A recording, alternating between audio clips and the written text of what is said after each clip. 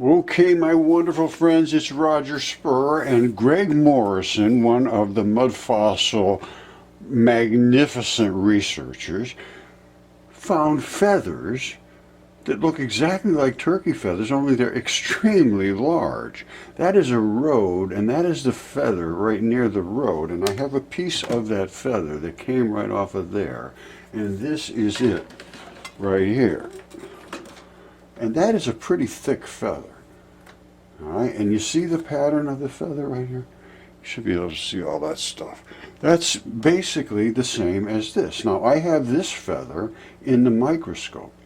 Not only is this like a piece like this, it is a piece of the smallest piece of the smallest piece of this. And I will show you that in the microscope right now. Let's look up above. There is the microscope shot. I hope you can see that all right. Let me move that around a little bit, back it up out of here a little bit. You get a little better shot of it.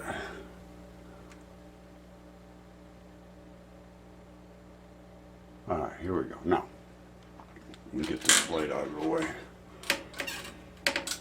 Everything's about lighting with this stuff. Now, that is this. Well, no, I need light. Let there be light. That is this. Now, not only is it this, it is right in between one of these little tiny flutes is this. All right, and these are so small that you just don't even know they're there. When you look at that in a microscope, which is over here, you don't see them the way you do. In other words, you just see sort of a flat mat of feather. Well, there's tiny, tiny, tiny, tiny, tiny little ones, and this is one of those tiny, tiny, tiny, tiny, tiny little ones. We had creatures here that people just can't imagine. Okay, my good friends, I have no explanation how these creatures were so enormous. Everybody's criticizing me. They couldn't breathe, they couldn't eat. I can't explain that. I cannot explain that. All I can say is I am dealing with what I'm seeing. This is the feathered serpent, and this was written about. This is historical. This is not my words. There's the little bearded-looking things coming off him. There's his feathers coming off the top of his head. There's the feathered serpent. They all talked about him. And then there's one in Africa, too. So don't tell me this is not... And they're all over the places. That's just a few of them. And they are shown on the ancient maps. The Mudfossil or whatever it was, he had a map that shows the dragon and where they're cut and everything in Africa. And there's one in Europe that shows, I don't know where it is, maybe Romania or somewhere. Not a joke. This is our ancient history. Now, either you can walk around in circles and say, oh, I don't want to know about this. And that's all you can do at this point. And that's what they're doing. Okay, this brought back some memories. I got this morning from a friend, Diane Price, and she said, I'm going to go and look at this back of the dragon in Virginia. Now, they're going to be doing a little tour going through it, and it's called the Back of the Dragon. Now, I am quite aware of this place. I was in the Army in 1968. And I was down in Alexandria, Virginia, down at Fort Belvoir, just outside of Washington, D.C. Now, this is a dragon, and it runs all the way up into Canada.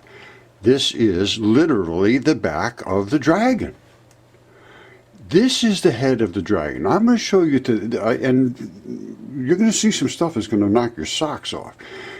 All of them have these little beards coming off them. You say, oh, Roger, that's just runoff. No, it isn't. That's the beard. And this is, you see this little snaky looking stuff? That's what dragons have on their skin. You see that? That's the outside edge of the dragon's nose. This is the feathered serpent. And here's his feathers going up. This is his head, runs all the way around. Now just take your time and look carefully. The neck runs up around and comes all the way up the East Coast. I got some information for it. It's kind of funny. And I am also very familiar with this because in 1968 I was down here smoking pot on the edge of the Potomac River just outside of Washington. And I believe this is the cloaca where all of the stuff dumps in from the, which is more or less the anus and kidneys combined in an avian creature, and I believe that's it right there. And I was right down the banks, and I thought to myself, these rocks are nasty.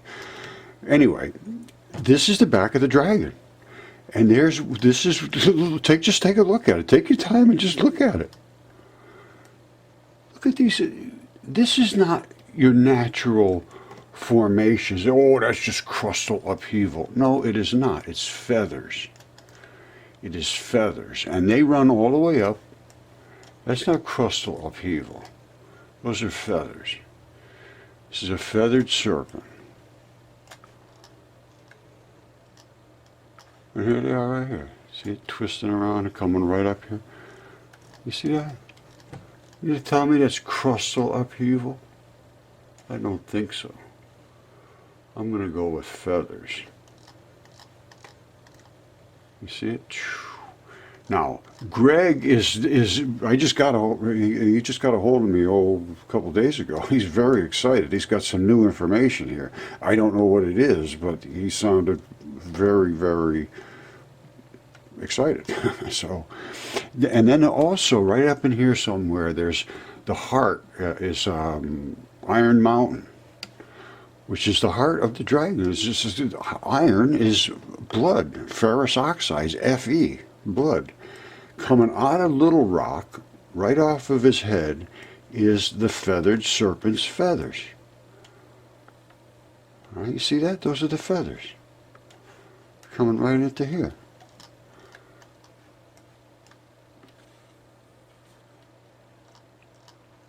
Now, that's all I can say. Now, I'm going to find out from Greg what he's got. But this isn't the only one. That one there I found after I found this one here in Africa. And I said, wow, this is just amazing. And this thing's like, I don't know, it's well over 1,000 miles long. And here, this one here is a little easier to see. Here's his head, right there. This comes up, there's that little nose they have, and it comes up around.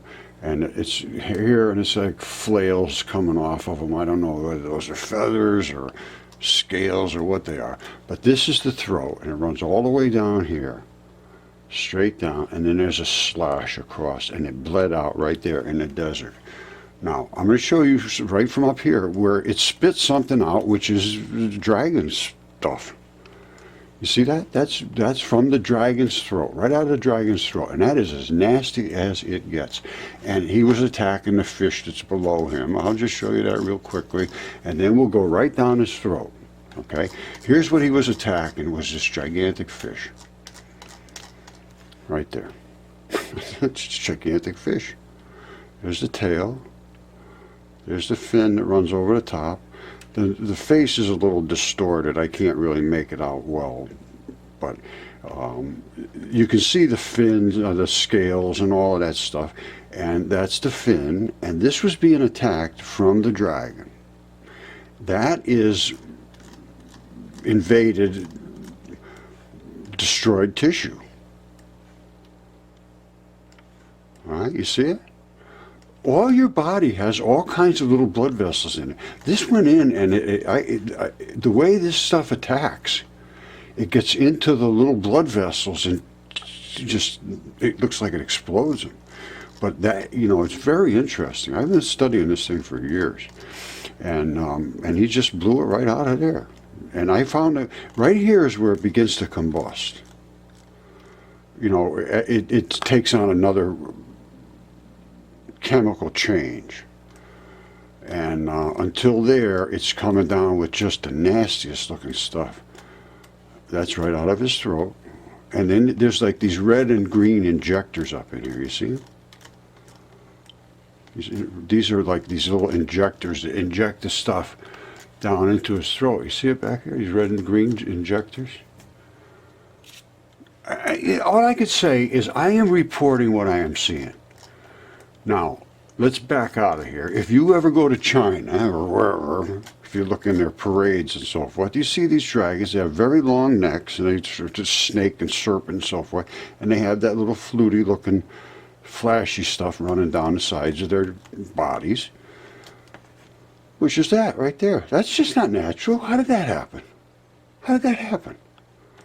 That's a dragon, that's why it happened. And there's the little fluty flashy stuff underneath, and this is the dragon scaled throat.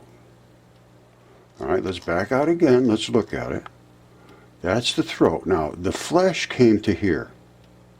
This is all bodily fluids running off of a dead, decaying body. That's what happens. All of this is. Because that is a gigantic, and that thing ran from all the way to there to way back here. The tail here can easily see the scales right in this area here, you see it? And the same thing here, bodily fluids running off. That is not just accidental. All right, that's that whole creature runs all across North Africa, attacking a fish. The throat is here. And if we go down through the dragon scales of the throat, once again, who can dismiss this as just some geological event? It's not. These are all dragon scale plates. And they have little breaks in them every so often so that the thing can twist and turn. This is like armor.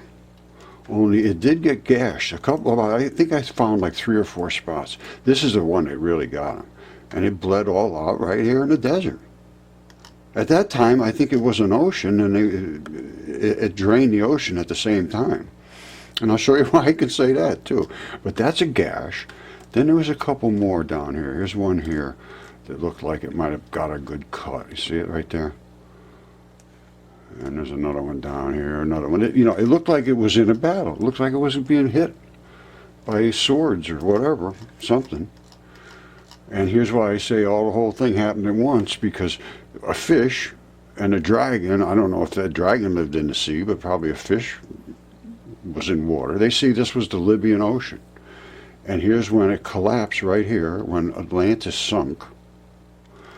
And it all ran out over the top of Atlantis out here. And I can show you, they said Atlantis protected, Plato, somewhere I read a long time ago, that they said there was a straits, and Atlantis sort of controlled the straits. Well, everybody always thought it was this, the Straits of Gibraltar up here. Well, it's not. There was a straits here. You say, oh, I don't see any straits. Oh, you don't? Well, you just got to look a little bit closer. What do you see now, my friend? I see a straits. Do you see a straits? Yes, you do. Now, what else do you see? Over here is where the water originally started to erode out of here. You see it? Around the edge of the straits. So that would tell me that this was... Okay, I'm going to leave it at that. This is my current encyclopedia. And they call it mythology. I call it ancient history. That is our true history. And this is the map that I spoke about. And this is the dragon. And that's this throat cut right there. The dragon runs all across North Africa. And there are other dragons. There's another one here. And Iceland appears to be just one gigantic dragon. And this appears to be Atlantis. All right, and all the boats and everything are coming into Atlantis, you see? And these are ancient maps. This is from 1519, I believe. And we need to start to pay attention to these ancient things. I'm going to leave it at that. And I need somebody to start a school. We need to start a school that is the real truth of everything, because everything is wrong now. I'm telling you, once I discovered things were so far from right, and then I realized that nobody wanted them to be right. They just refused to be right. They refused any evidence to show that they were wrong. So now we have to start a school. It's going to take, they say, 15 to 20 years to get people to understand reality, because it's so pushed back against. I've been 10 years and I'm still being pushed back against by my own family. So don't tell me it's not right. It takes forever to have people come around to reality, because they are so forced into a box that says, I'm going to tell you what, it says that you have to read a bunch of books to be smart. Well, this is the books you should be reading. These are the books that are true. Every time you see any of these experts on TV, they have whole racks of books behind them. They're silly books. They're just books that somebody says read them. This is the books you want to read, ancient mysteries. Who's going to solve these? That's what I want. They thought they were just jokes because they had no way to solve them. Well, now we're solving them. So I need somebody to start a school. All right? Contact me. All right? Okay, when I say we need a new school, I have Mudfossil University. I started with the mud fossils, went into light research, atomic, everything. Now it's health and the whole 9 yards. Now, what we need to do is start a new school. Instead of Mudfossil University, I think it should be called like Rogers Research Institute. This is my address. Now, if you can help and you can become a coordinator and start, I need somebody to start this school. I'm not going to do any of this. I am going to do what I do as the research, but it needs to be presented as a regular school. So we need online classes. We're going to have questions and answers. I would prefer that there was no money involved, other than the fact somebody might be able to contribute to testing and so forth. Because I got a million things need testing, and all kinds of chemistry needs to be done, and anyway, there's money that's going to be involved. I don't want to be involved in that. There's physics, light, energy, chemistry, metals, etc., current affairs, climate, governing, health, bacteria, probiotics, everything. We're going to cover every single thing there is. Everything. Transition metals are nothing more than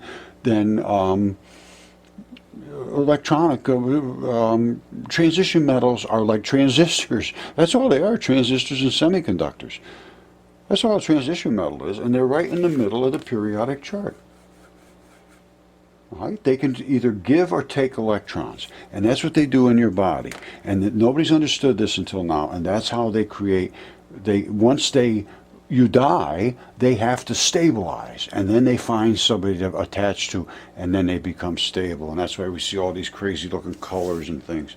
Anyway, we're going to get into it deep. I need somebody to do this. I can't do this. I'm going to continue on my research. But if you saw what you just saw and it means nothing to you, well, good for you. The rest of you, if it means something to you, you're going to have to step up and do something. I can't do this anymore. Somebody's going to have to do it like a regular school. And I'm willing to help, but I can't do it myself. So we have to have online classes start pretty soon.